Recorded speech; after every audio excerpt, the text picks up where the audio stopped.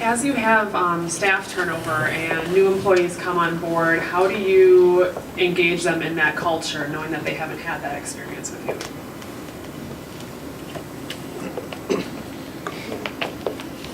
Good question. I think, we really try to spend time understanding the personality and the individual and the interests when we're hiring. We do a group interview process and spend a lot of time on the interview process. I think a lot of companies don't spend enough time on making sure there's a fit between the individual and the culture you're trying to breed, and we really do. We have a group process. Usually it depends on the position, and typically we'll have 3 peer people to that position involved in the interview, and really try to spend a lot of time up front making sure there's a fit. And and then if there ends up not being a fit, deal with it early on in the onboarding process. But I think there's if the hard part is getting the culture to move this way. Once you get enough critical mass in the culture that believes in this, people have to come along. Right? They won't like it there if they don't come along. So. I was going to comment, and it was mentioned Don and Levon Quick Trip, and Don and Levon Zietlow are just dear friends of ours at WLC, and the questions that they ask, right, when to hire, isn't really getting at that hard issue, right? And I think one of the things that we just see more and more is just the mission is the mission, and the ethos is who you are, and just trying to, I think, when you bring people on board, making sure you have the right heart to be assimilated into that.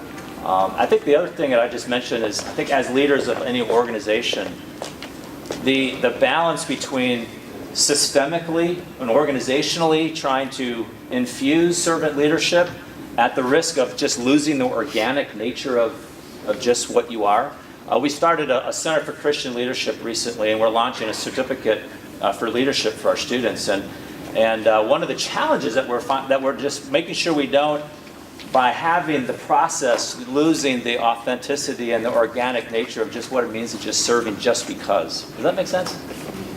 I think the other thing that especially larger corporations have to be conscious of is, how do you assess and reward talent within your organization? And this is something that I've learned personally a lot over the last 6 months, is that if you're not happy about the direction that your organization is going or that a team is going, you need to look at how you're assessing leadership. And I'll be honest with you, within Brady Corporation, I would say that we had a fairly traditional way of assessing leadership. It was very driven on results. And did we make this P&L, or did gross margins go up, or et cetera? Through all your reward and promotion mechanisms, you're going to be infiltrating the exact talent that maybe got you in the position that you're in. And so a number of people on my team have helped me understand a broader definition of leadership, and we've actually built that recently into our assessment tools, and I hope and expect that that is going to broaden our dimension of leadership within the company. Can you say more about that, Bill? What it includes? I'm going to point out Erica Joy Daniels, if you just raise your hand, EJ, in the back of the room, because I have a commitment that after this I'm going to have to run back to work. EJ's been instrumental in helping us and me as a leader understand that. But it would embody more of the servant leadership principles, and I don't say that just because we're a servant leadership conference, but do leaders show empathy to their team? Are they understanding? Are they flexible in different work environments? Those are not things that you can directly tie back to gross profit margins, inventory turns, etc. But those are things that are important to inspiring people. I will give you a 55-year view of this. I'm really old, so I have this benefit.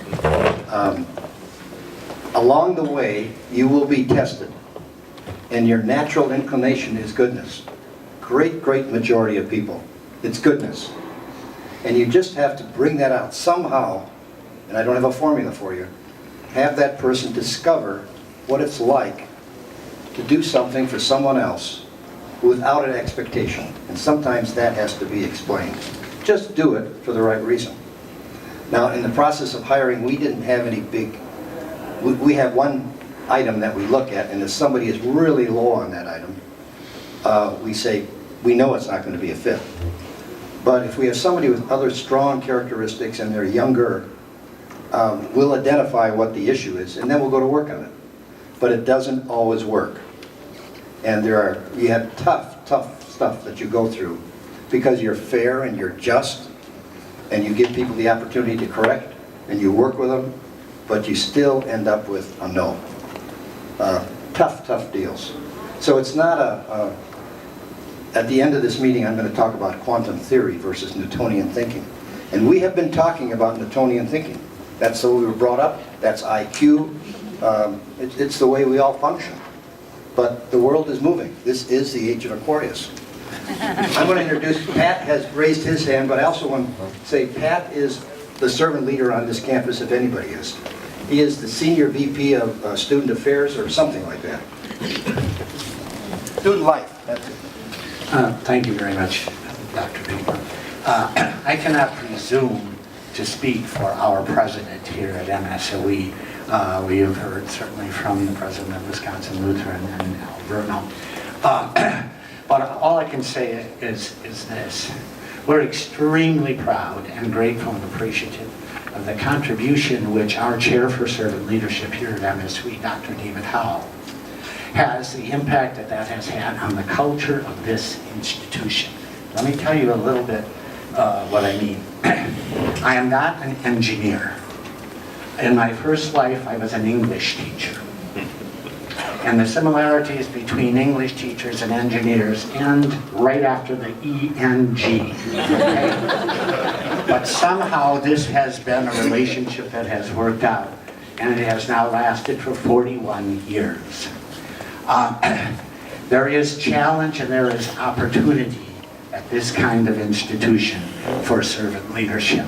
There is immense challenge, certainly, because you're dealing with an awful lot of left-brained individuals who are used to measuring everything. I was particularly interested, Jim, in your slide, measuring success. Is that all there is, the measurable stuff? I am going to take that slide and I am going to bring that up to our weekly vice president's meeting and say, when is this institution properly going to measure the things that are intangible? Okay? Around it, this place is evangelical capitalism. We are ardent believers in free enterprise. So to introduce somebody who spent his entire life in a liberal arts environment to this institution, was not necessarily at the beginning a marriage made in heaven. Let's put it this way, and I'll show you the scars on my back. Sometime from some of the battles that we've waged here.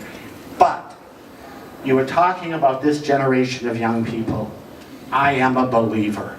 I am an absolute ardent believer in what this generation is bringing to higher education and then after that into the workplace. Yeah, they're smart. Yeah, they got an awful lot between the ears. But they also have values and appreciation for the intangibles. And not only that, they have found out that you can be a very strong and powerful servant leader, and you can make money at the same time.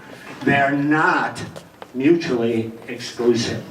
And we have found in our recent classes of entering students a real desire to make a difference. To make a difference in the lives of other people and in your community. Yes, you can measure your success quantifiably, but above all, you measure your success in what you are able to accomplish for your community. We are so appreciative to Brady Corporation for their collaboration with Dr. Howell and with Kelly and whatnot. Our School of Business and Brady Corporation have just done so many things with Dave Howell. Thanks to all of you for being here. You're on to it. This is a good thing.